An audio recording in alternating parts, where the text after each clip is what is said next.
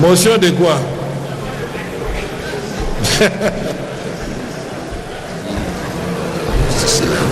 Merci, honorable président, pour la parole. Honorable président, distingués membres du bureau, honorables députés, chers collègues,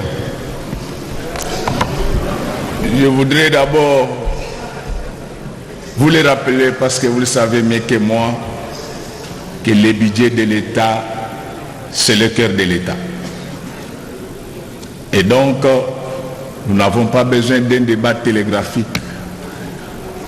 Comme on disait que la loi rectificative pouvait passer comme une lettre à la poste, tout simplement parce que la loi rectificative est bel et bien la loi des finances. Et à ce titre, elle doit être traitée selon les prescrits de la LOFIP de 2011. Le siège de la matière se trouve à l'article 18 de la LOFIP précitée. Ainsi, je vais commencer ma modeste intervention par quelques observations. La première, nous sommes dans le document B, à la page 4, le point 1.1, qui parle de l'évolution de la situation économique internationale. En présentant le cadrage macroéconomique de notre pays, aussi bien national qu'international, notre gouvernement affirme qu'il y a persistance des taux d'intérêt haussiers sur la place internationale. Cette affirmation n'est pas conforme à la vérité. En effet, du fait de l'environnement multicrise, sécuritaire, climatique et géopolitique, toutes les puissances économiques du monde avaient revu certes à la hausse leurs taux directeurs à 25%, notamment les États-Unis d'Amérique ainsi que l'eurozone. Mais à ce jour, ces taux ont été déjà revus à la baisse et se situent autour de 5%. Il y a un vrai problème de sincérité budgétaire. Que je sache, que vous sachiez, parce que je sais que vous le savez, la politique budgétaire n'est qu'un pan de la politique économique d'un pays. Et déjà, lorsque les fondamentaux macroéconomiques sont faux, ça nous pousse à nous interroger sur la véracité de ces budgets. Deuxième observation, nous sommes toujours dans les documents B à la page 10, au point 1D1. On parle de l'évolution du marché des changes. Et là, on explique, on dit que si la monnaie avait flanché, c'était du fait du déficit de notre balance de paiement. Très bien. Mais quelle incohérence, au même moment, nous avons une nouvelle structure budgétaire avec un taux d'échange structure de 2600, pendant que la tendance actuelle c'est vers 2900. Cela risque encore de renforcer les déficits de notre balance de paiement parce que la République aura beaucoup d'argent à prendre en charge, bien sûr pour supporter la population. Donc il y a une cohérence. Dans les mêmes sillons d'idées, je suis toujours dans le document B parce qu'il accompagne la loi rectificative. Je suis à la page 13. On dit au 30 juin 2024, il y a eu un excédent de trésorerie. Mais on constate avec regret que les enseignants sont en grève, les médecins sont en grève, les députés provinciaux n'en parlons même pas. Et j'ai appris qu'à un certain moment, même les membres du gouvernement ne recevaient pas leurs frais de fonctionnement. Nous parlons de quoi? Nous trompons qui? Avant de continuer, je voulais rappeler aux membres du gouvernement ici présents qu'aucune magie, qu'aucune prière, n'envoûte un peuple affamé.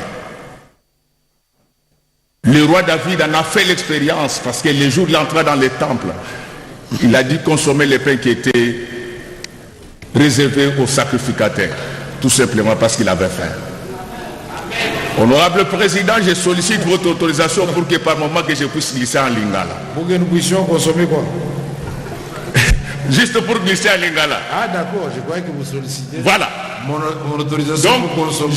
J'informe mon salaire, les membres de notre gouvernement que pendant que vous l'avez vomi avec du champagne, la population congolaise manque de tout. Et je vous informe que si vous ne régularisez pas la paie des agents de l'État, je serai le premier à initier une motion de censure contre ce gouvernement. Nous ne sommes pas les enfants avec lesquels vous pouvez jouer pendant que vous roulez carrosse. Votre patrimoine immobilier, nous les connaissons. Ah. Vous êtes toujours dans la loi rectificative. Je suis là. Et donc, je voulais dire ici qu'on ne peut pas parler de l'excédent de trésorerie pendant qu'il y a des gens qui ne sont pas encore payés. Honorable Président, distingué membre du bureau, honorable député, chers collègues, toujours dans le même document B à la page 14, là, je vous dispense parce que mon collègue Flori Mapamboli a déjà suffisamment éclairé cette lanterne liée à la dette publique. Mais tout ce que nous allons vous demander, c'est que vous allez nous communiquer la liste de tous les bénéficiaires de ce paiement. Nous allons les identifier. Nous allons faire la traçabilité du compte général des trésors jusqu'à la DGI. Nous allons mettre fin à ces audits fantaisistes et sélectifs.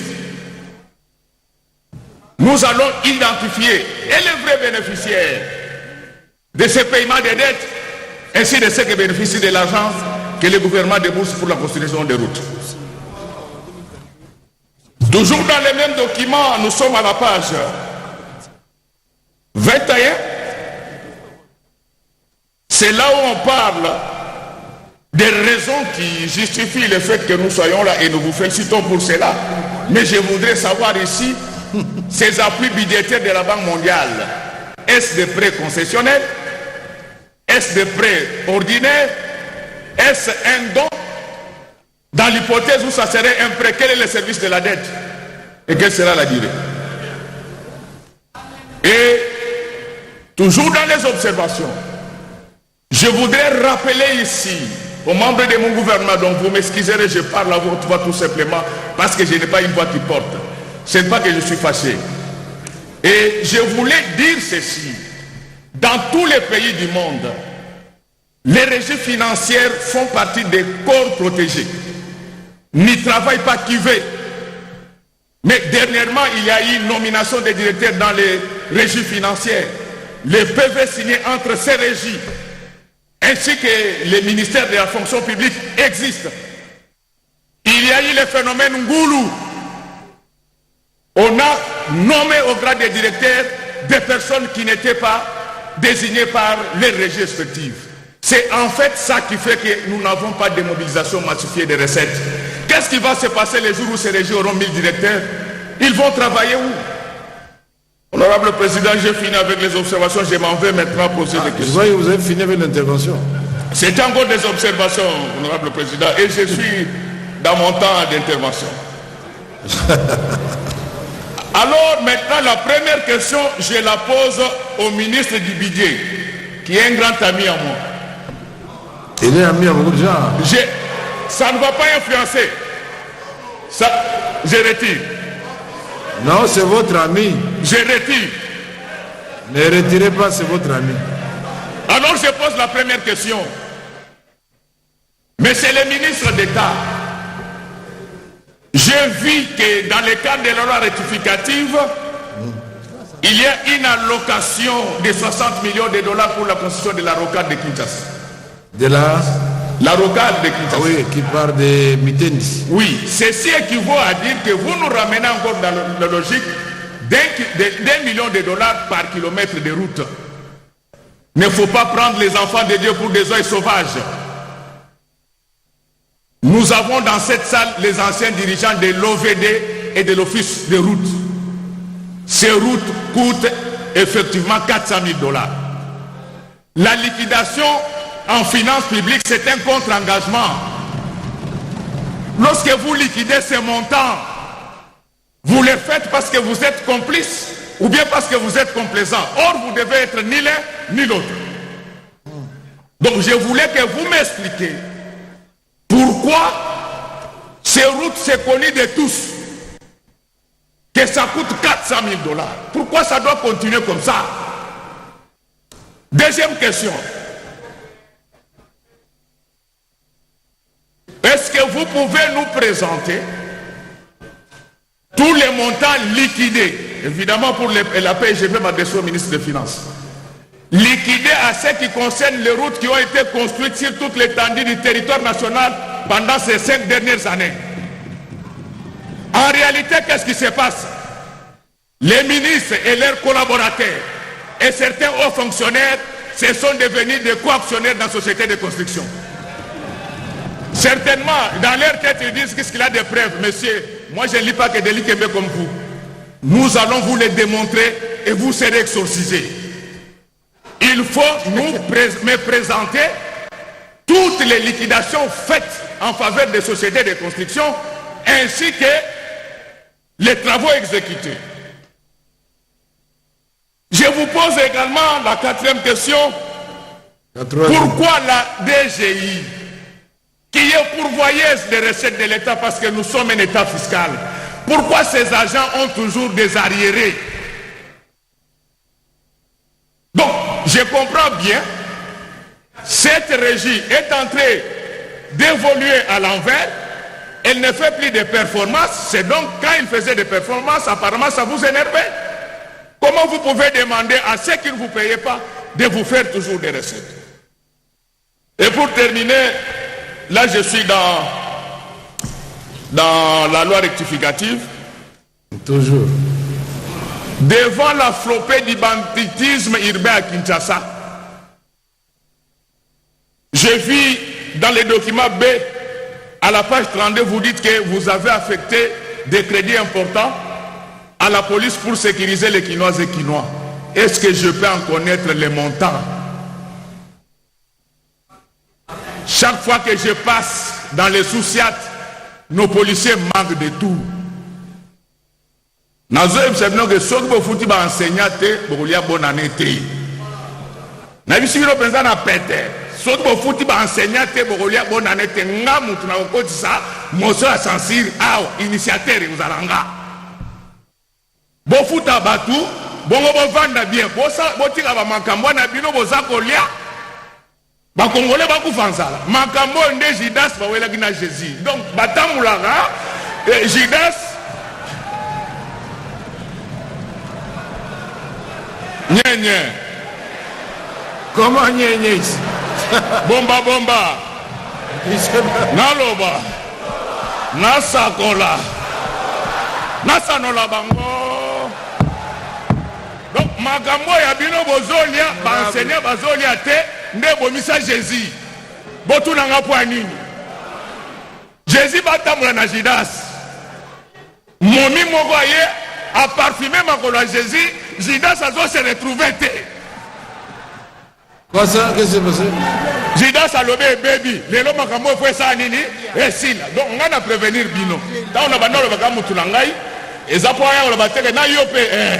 Donc ce qu'on faut dire batouté le 31 décembre pour que la membre du gouvernement au Tenga na bisina. Honorable président, maintenant je passe à la reddition des comptes. Oh, vous n'étiez pas encore à la reddition? Non. On va faire rapidement alors. Là, je commence par des observations. Je voudrais d'abord rappeler que depuis 1948, les droits économico-financiers est écrit à l'échelle mondiale. Parce que souvent nous entendons les gens qui disent que ce sont eux qui ont rédigé nos lois, messieurs. Alors, mon regret, là c'est le ministre des Finances qui qui est concerné. Cette reddition des comptes n'est pas rédigée selon les normes de l'OCDE. L'OCDE commande que lorsque vous faites la reddition des comptes dans un État qui n'a pas une monnaie stable, il faut les relever dans la conclusion. Pourquoi? Parce qu'en lisant cette reddition des comptes, ça ne nous permet pas d'avoir la meilleure cartographie économico-financière de notre pays. Tenez, à l'élaboration, les budgets sous examen, les taux d'échange entre les dollars étaient de 2080. En fin d'exercice, on était en 2600. En sociologie, pour comparer deux situations, il faut qu'il y ait une certaine analogie entre elles. Et cette analogie doit être soit des contextes, soit des structures. Comment vous pouvez prendre les chiffres qui ont été conçus en un temps où la parité était de 2080 et vous continuez comme ça jusqu'au moment où on est arrivé à 2006 et vous nous parlez des performances de 91% en termes de recettes? En réalité, ces performances, c'est en deçà de 70%. Tout ce qu'on demande, c'est qu'on doit les relever dans la conclusion. Et vous avez suivi pourquoi les gens étaient agités lorsqu'on donnait aussi les taux de dépassement budgétaire. Mais c'est à cause de cette présentation alambiquée. En réalité, tous ces dépassements, ce n'est pas que de la tricherie. Il y a des dépassements qui s'expliquent du fait de l'inflation. Et pour les communs des mortels, nous serons vilipendés inutilement parce qu'il y a des gens qui n'ont pas fait correctement leur travail. Et pire encore, ce sont les mêmes phrases que j'ai retrouvées également dans les rapports de la Cour des comptes. Je ne sais pas si vous avez travaillé ensemble. Si c'était juste, j'allais croire que c'était la même inspiration, mais comme c'est faux, je crois que c'est de la triche. Et comme si cela ne suffisait pas. Lorsqu'on parle de la pression fiscale, j'ai suivi ici qu'en Afrique subsaharienne, la pression fiscale est de 17,6%. Où est-ce qu'on ramasse ça? C'est la moyenne et non la pression. Donc lorsqu'on parle de 17% en Afrique subsaharienne, c'est la moyenne, parce qu'il y a des États comme le Sénégal qui sont à 25%, il y a l'île Maurice qui est à 33%. Tout ça, on veut nous faire voir que nous nous rapprochons des réalités de l'Union africaine. Non, ces données sont publiées par l'OCDE et nous savons comment ça se tient. Et donc, ces observations étant finies, je vais maintenant poser 4 questions au ministre des Finances. Encore. Première question.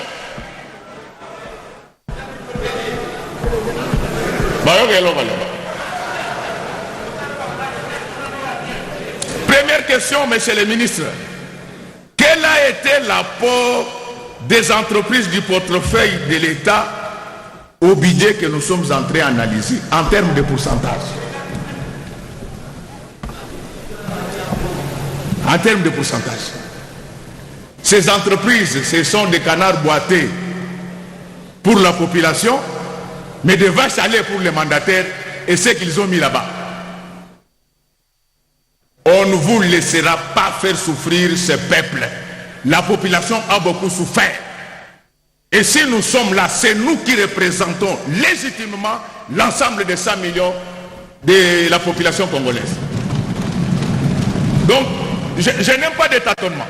Parce que si vous tâtonnez, monsieur le ministre, ça va déboucher sur une question orale et sur une interpellation.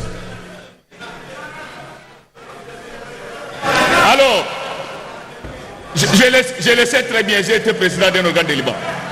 Voilà. Honorable Godin Boyi. Deuxième question. Honorable président, je pose les 3 questions. Non, je ne vous arrête pas. Tout ce que je vous demandais, c'est de changer le ton et pas menacer les membres du gouvernement. Merci beaucoup. Merci. On peut vous écouter tout en parlant. Mais merci beaucoup. Merci beaucoup, honorable président. Je l'avais déjà dit que ma voix ne porte pas. Et pour me faire entendre, je dois... Merci. Alors maintenant, je vais faire un effort pour parler comme Monseigneur Monseigneur. Deuxième question, monsieur le ministre. Est-ce que vous pouvez nous présenter les tableaux succincts mais complets de l'évolution des différentes dépenses à la prévision ainsi qu'à l'exécution? Donc les grandes masses, on n'a pas besoin de détails. Troisième question. Monsieur le ministre des Finances, est-ce que vous pouvez me donner la liste complète des primes que touchent la première ministre, les ministres, les DG, les fonctionnaires? Et je suis sérieux. Non seulement que je demande ces listes, je me constitue déjà un aviseur. Je dois m'assurer que tous les bénéficiaires de ces primes ont payé leurs impôts à la DGI au titre de l'IPR. Si cela n'est pas fait, ça va déclencher la motion à laquelle je présente déjà. Honorable Président, j'ai dit et je préfère m'arrêter là.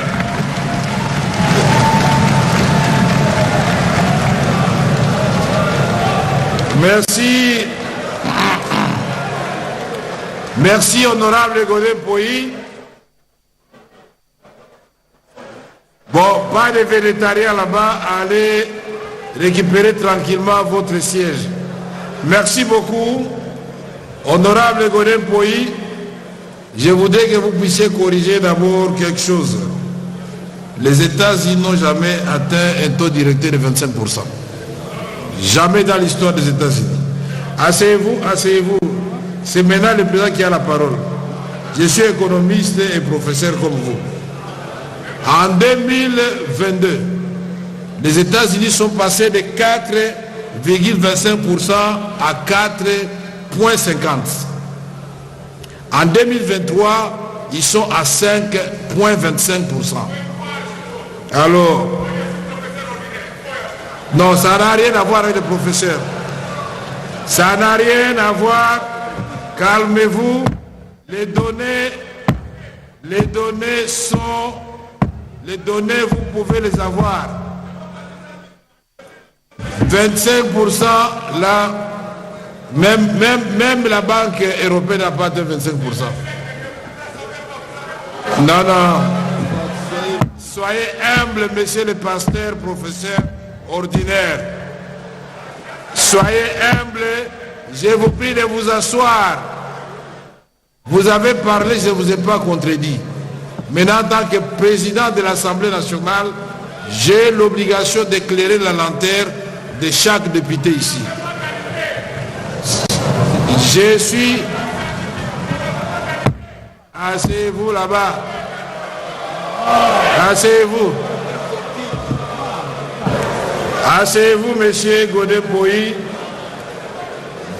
Ceci n'empêche en rien que vos observations soient retenues et que les questions que vous avez posées aux différents ministres méritent réponse.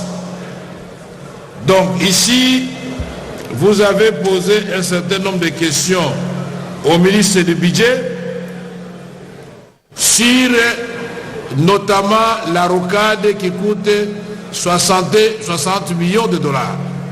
Et vous avez dit que ça nous ramène à un taux de 2 millions, le coût de 2 millions de dollars de kilomètre. Le ministre vous répondra. Alors que le prix connu est de 400 000 dollars le kilomètre.